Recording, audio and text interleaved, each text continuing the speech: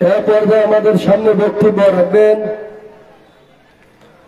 জামিয়া মাদানিয়া মাদ্রাসার মুহতামিম হযরত মাওলানা হেলাল আহমদ নুমানী।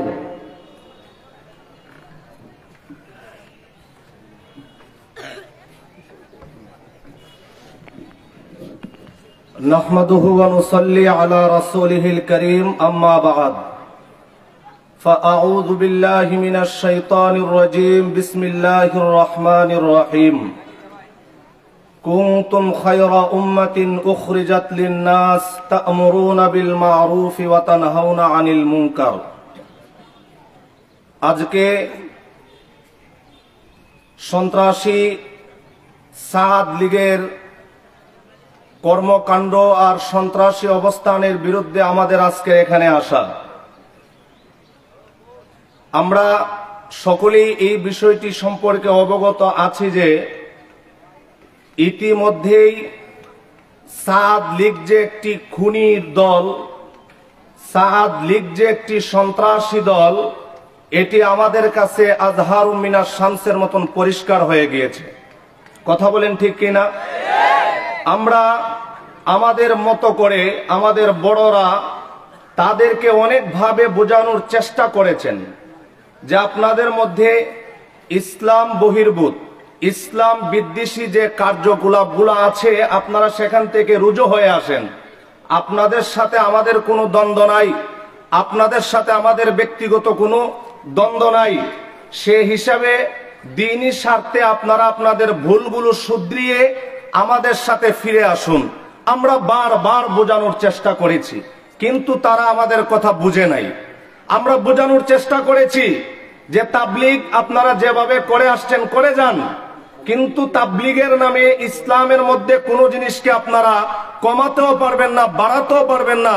আমাদের বুজুর্গরা বুঝিয়েছেন, তারা আমাদের বুঝ বলেন, আর একটু জোরে বলেন, মানে নাই। মানে তো মানেই না, উল্টা আবার আমাদেরকে রাতের অন্ধকারে ঘুমন্ত অবস্থায় আমাদেরকে মারার জন্য প্ল্যান করে। আমাদের বুঝ তারা মানে নাই, আমাদের দাওয়াত তারা গ্রহণ করে নাই, উল্টো তারা প্ল্যান করে, একদম গভীর ষড়যন্ত্র করে রাতের আধারে আমাদেরকে মারার জন্য প্ল্যান করে। আচ্ছা আপনারা বলেন, যারা মানুষ মারার প্ল্যান করে তারা তাবলীগের কেউ? আর একটু জোরে কন। যারা রাতের অন্ধকারে মানুষ মারতে পারে তারা আর যাই হোক না কেন দাওয়াত তাবলীগের কেউ হতে পারে না। দাওয়াত তাবলীগের কেউ মানুষ খুন করতে পারে না। মানুষ খুন যারা করে তারা তাবলীগের কেউ না।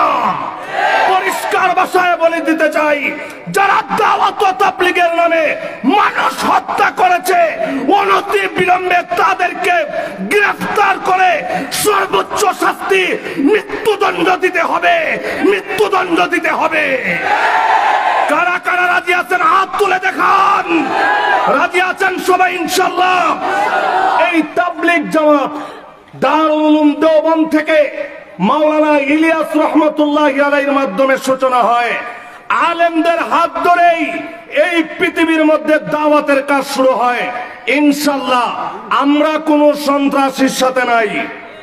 রাজি আছি সবাই? আমরা কোনো সন্ত্রাসীর সাথে, আমরা আলমী শুরার সিদ্ধান্তে কাজ করতে কারা কারা রাজি হাত তুলে দেখা ইনশাআল্লাহ। আল্লাহ সবাইকে কবুল করুক। মরণ পর্যন্ত আলেমদের মাথা হাতে থেকে দাওয়াত ও তাবলীগের কাজ আঞ্জাম দেওয়ার তৌফিক দান করুক। সকলে আমিন বলি। ওয়া আখিরু দাওয়ানা আনিল হামদুলিল্লাহি রাব্বিল আলামিন।